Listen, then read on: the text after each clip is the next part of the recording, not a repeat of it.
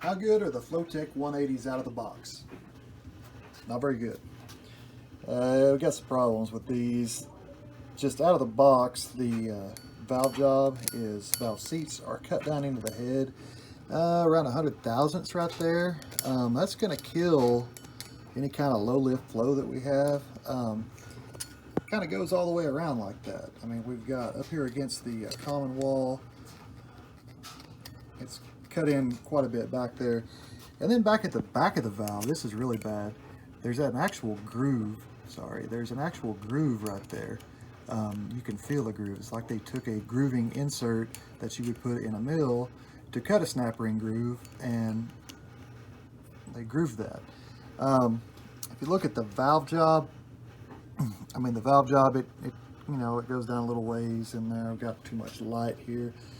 I mean the valve job, the bottom cut is okay, but back here on the short turn, it leaves a big ass ridge right there. It might not even look like that much on the camera, but it's about probably 40 thousandths, and it's pretty rough. It's going to take some work. That's fine though. I mean, for me, that's fine. I bought these heads to port, and I plan on getting them to about 100 or about 195 cc's if I can get them there. There's another thing I don't like, because I'm going to port these. That does not need to even be there. I'm not sure why it's there, and I'm not sure if they moved these ports over in the head. It's a standard valve spacing head. Doesn't need to be there. I'm going to grind that out. I'm sure I will probably end up breaking through and putting a tube in there. It's no big deal. I do it to everything else, but that is the front end of it. One thing that's not so bad about these, the short turn design is not that bad. It's kind of hard to see on camera to get a good feel for it, but I mean, they did put some effort in trying to make these a little bit wider at the short turn, in the corner radiuses. I'm going to work on that too, obviously, but not too bad. Once you take that big massive step out of there, it's really not that bad. Looking through the back end, looking through the ports, you can see that the valve guide bosses are fucking massive. It's going to take a lot of work to remove all that material out of there. Casting's pretty clean. I mean, we do have a parting line or a casting line, or whatever you want to call it there. It's not necessarily a parting line, but it is where they break the mold out. But I mean, port shape, I mean, you probably imagine it matches up to a 1205, okay, but it's going to take some work.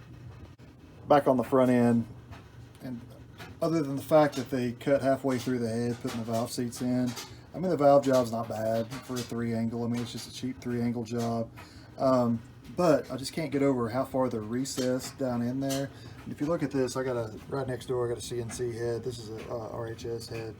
I mean, this is closer to what, they'll finish up like, and kind of, closer to what you can expect to get good low lift flow out of your head and just to improve your head flow overall.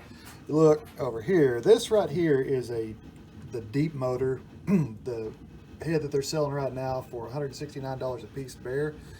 These are fantastic heads. You cannot beat these for the money right now. They're a Dart Pro 1 copy. It's excellent casting. They're great to port. They're easy to port. There's plenty of material everywhere. Combustion chambers actually measure out. They said they were 64 cc's. I thought they would be bigger than that. They actually come out to 64 cc's. But if you look, I mean, the seats aren't sunk way back into the head. I don't know. I've done some porting. Obviously, I've done a lot of porting to this, and this head is more. It started as a 200 cc head. It's now about 227 cc's. But we'll talk about that another day. As far as what this thing measures, with all of our diameters in there, our throat was 91%. Out of the box, it measured 1.830. It's 202 valve. Our bowl was tiny at 1.825. I mean, I'm going to take the bowl to 100%. That's just the way I port my heads. I know some people's got different ideas about how it should be, but I've always had good luck with 100% bowls, and my shit runs, so I'm not going to quit doing that now. On the exhaust, the throat was 1.375, 86%, which is good. I mean, I usually take them to 88. 86% ain't bad. I do like the design. I mean, they recessed the boss for that way down in there, it's probably going to be a good exhaust port. I mean, exhaust ports are exhaust ports. I don't get very excited about them. The bowl measured 93% at 1.485. It's a 1.6. And I mean, it's relatively clean. It's a little bit cleaner than those deep motors that I was just showing a second ago. Not too bad. But anyway, overall, I'd pass on these heads if I didn't have any plans to port them. They're not going to perform very well. I think Vortex are gonna run over them all day. And I mean, you probably have a little bit less money in the Vortex. I picked these up they were $300 a piece bare. You can get a nice set of Vortex for that, or you could buy the deep motor heads, put valves in them, put a good set of valves in them, and I mean have good springs and have less than $700 in them. That'd probably be the way to go if you were looking for a little bit bigger head. But anyway, I'll keep you posted as I port these and as I make steps through there. I'll CC them, and I'll CC both sides of it, CC everything, so I know where I'm starting at, and then I'll kind of show the results as I go.